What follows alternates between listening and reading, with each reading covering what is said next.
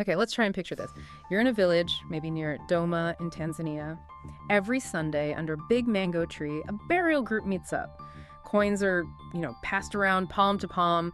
They hope no one dies, obviously, but they know if someone does, there's enough put aside for a coffin, maybe bus fare for relatives, just a proper goodbye. It's this really old system, right? Based purely on trust, way older than any bank, and it often holds up when the bigger systems don't. It's fascinating, isn't it? And these informal circles, they're absolutely vital. But they do have weaknesses, real vulnerabilities. We've seen what happens when that trust breaks down. You had protests, didn't you, in places like Nairobi, Togo, people holding signs because the promises just weren't kept. Yeah. And think about someone like, the source calls him Obi. For millions like him, the bank's door is pretty much closed. And if his cousin's notebook, the formal record of who owes what, if that goes missing, poof, trust vanishes. Right. So these traditional ways, they work, but they're fragile in some ways. And our source suggests something maybe unexpected stepping in, a DAO, which, just quickly for anyone maybe less familiar, stands for Decentralized Autonomous Organization. Basically, it's like a group run by rules written in code, often on a blockchain. Decisions get made transparently, members vote, no single boss. And the source argues this isn't just, crypto hype. It actually fits how these circles already work. Shared rules, pooled money, everyone can see what's happening. But the big difference, I guess, is the DAO doesn't just disappear if the cousin moves away or loses the book. Exactly. And that's what we want to explore, this deep dive, how these DAOs are becoming real things, tangible infrastructure across Africa, and how they connect with maybe different idea about growth, how they're helping communities by, making those existing trust systems stronger. Okay, let's really get into that. We've got the scene, these powerful trust-based groups. It's an old story, like you said, older than banks. The circle holds. It is a powerful image. But the contrast is stark, too. These informal systems, like Obi's family in the notebook, they're crucial. But they often lack the kind of resilience you need now, especially with cities growing so fast, everything going digital. That notebook gets lost, the trust record is gone. So it really raises the question, how do you bridge that gap, this missing middle? Yeah, what does it mean for all those people in packed cities where, like we said, banks aren't really an option? How can a DAO, something digital, actually provide a backbone, especially when there's already this informal trust network in place? Is it replacing it or supporting it? And this is where I think it gets really interesting, because it's not just theory, is it? Not just code floating somewhere. It's about actual change on the ground. Let's look at some examples the source gives, like in Embu, Kenya, a project called Mocha. Yes, Mocha. It's quite innovative. They're giving coffee farmers new ways to, claim ownership. They're using tokenized coffee trees.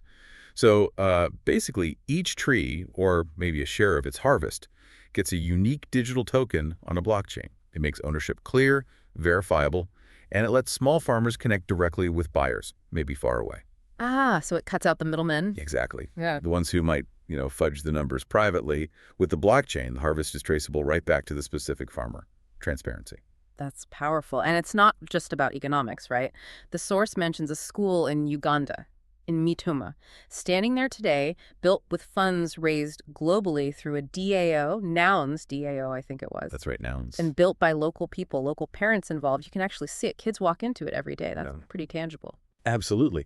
And even something seemingly simpler, like the Pizza Dio example in Nairobi, people gathering, sharing pizza, listening to music, the meals paid for with digital coins pooled together by the group. It sounds small, maybe, but it's powerful proof.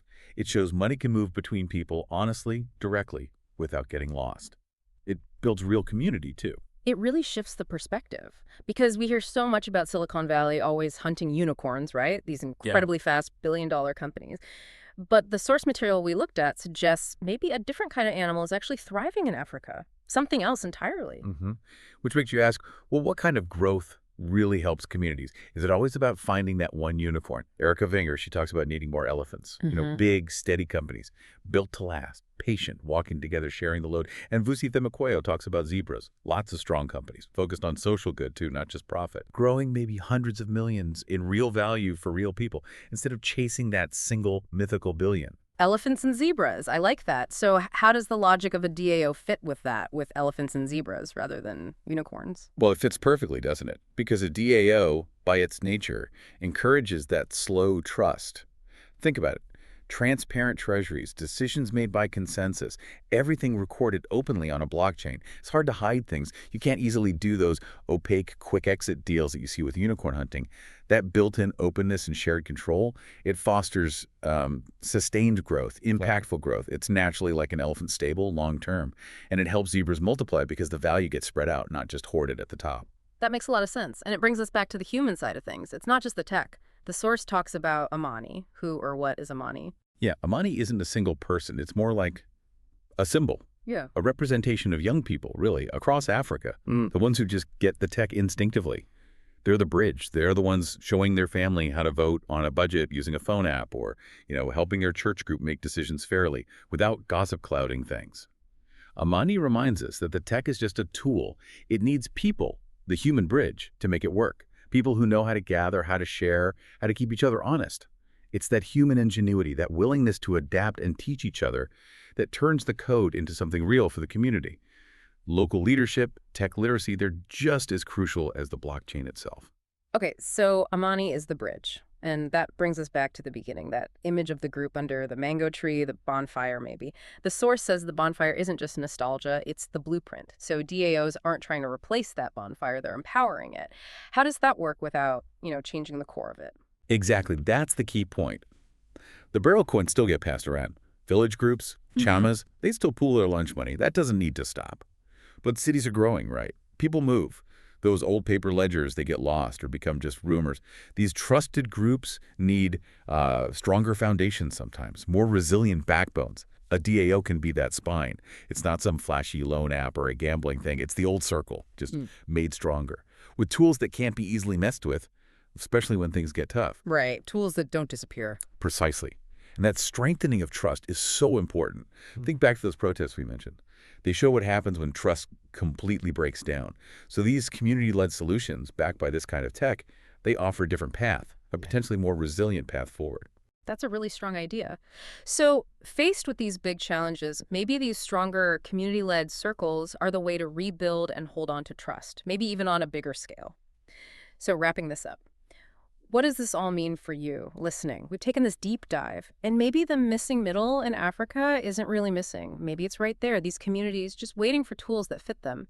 And DAOs seem to be stepping up, offering that stronger spine for that ancient vital trust. And connecting back to the bigger picture, those protests, while showing breakdown, also remind us.